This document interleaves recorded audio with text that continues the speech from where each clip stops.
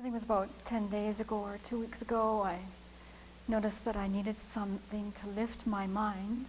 And I happened to look over to the bookcase and I thought, I'm pretty sure Robert Thurman will lift my mind. And so I just grabbed a book because I liked the cover. That was the depth of my wisdom at that point. And it's this book called Infinite Light. And I was really lucky that day because I turned to the page that really, really delighted me, and it really was what I needed. And now you're already hearing the number of times I've said I. And I was also in definite recognition that I was suffering from self-centered thinking that day. So here it is, one of the solutions. So this is his thoughts on self-centeredness that cause all of us so much misery. And then when we're engaging in that, we create misery around us too, if you haven't noticed. So he says this: to my surprise and delight, I learned recently that even some Western psychologists are now beginning to study and understand the harm done by self-centered thinking. The psychologist Dr. Larry Sherwitz conducted a study about type A people, the aggressive, loud, annoying types like me. Scientists used to think that type A's died younger because of their fast-paced, stressful lives. But this new study reveals that, in fact, some of us type A people are not going to die of a heart attack that soon after all. The type B's out there, the mild-mannered, quiet, inward-focused types, might find this worrisome. We may be around for years bothering them, years and years, because it turns out that type A personality is not a risk factor for coronary heart disease or other stress-related health problems. It turns out that some people, like me, though we freak out all the time, are not always that stressed. Some of us actually enjoy being this way. I can just so relate to this. So what is the real risk factor then? Okay, this is the serious part now, so listen carefully. Sherwitz and his colleagues reanalyzed the data and conducted some new studies. They discovered by analyzing the speech patterns of type A's and type B's that the high risk of heart disease and stress-related illness is correlated with the amount of self-reference in people's speech. The amount of self-preoccupation, self-centeredness, and narcissism. Me, I, my, mine. That's mine.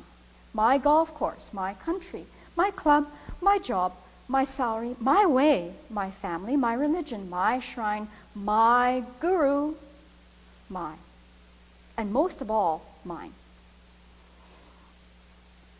So the more I, me, my, and mine there is in their speech, mine most of all, the more likely they are to succumb to stress, to keel over because their bodies revolt against the pressure of self-involvement.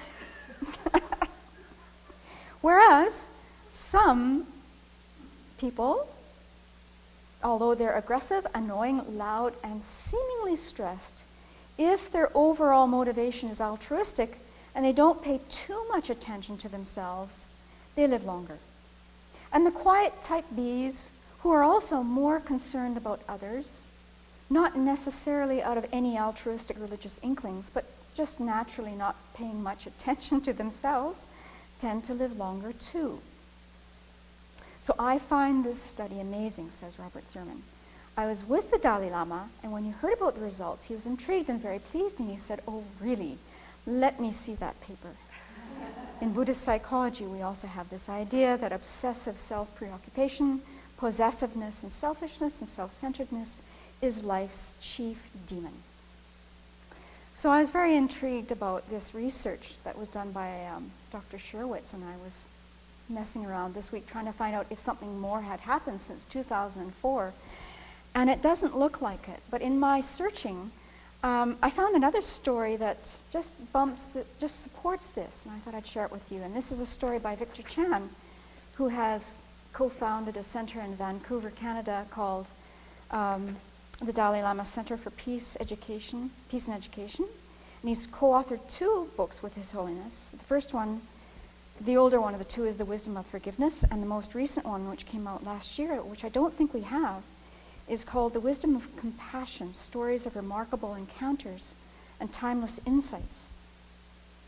Anyway, Victor Chan actually wrote this a year after this book came out, and he was talking about being in Bodh Gaya in 2002, the year that His Holiness was supposed to give the Kala Chakra, and then he became very, very ill, and it was, cancelled, and they had to get His Holiness out of Bodh Gaya immediately, and someone sponsored a plane, and they took him to Bombay to a very good doctor, and it was looking quite bad for a number of days, I think, really quite bad. And so Victor Chan says this. So he was there in Bodh Gaya, and then he went to see His Holiness a couple months later. I went to see His Holiness in his Dharamsala residence. For the first time since the traumatic illness, he was strong enough to receive visitors, and I quizzed him about his sickness and hospital experiences. As the session drew to a close, he volunteered an unexpected detail. In Bombay, the doctors had ordered an exhaustive battery of tests, including an advanced electrocardiograph test. And the results from that in 2002, the doctors told His Holiness that although he was 67 years old that year, he had the heart, vitality, and health of a 20-year-old. I asked him if he had an explanation for this surprising finding. He replied without a second's hesitation, "My heart is healthy, I think, because of my peace of mind. Otherwise, there's nothing special about me. I don't do any special exercises." Peace of mind, according to the Dalai Lama, is the direct outcome of having a warm heart and actively caring for other people. By putting others' well-being ahead of his own, he enters into a state of grace. He sleeps like a baby every night, and his stress levels are the fraction of most people's. So I thought with these two stories, we can really think about it the next time, if we don't catch the unpleasant feeling, and we start hearing I, me, I, mine, or we notice around us that people's eyeballs are rolling up in their heads, or if you're on the phone and there's, click, then we've succumbed yet again to this self-centeredness, which is, the worst demon of all. And so let's be inspired by these stories and really work for the benefit of others, which is truly going to bring, if we're going to be wisely selfish, as His Holiness says, we can be happy ourselves, but we'll also be benefiting others.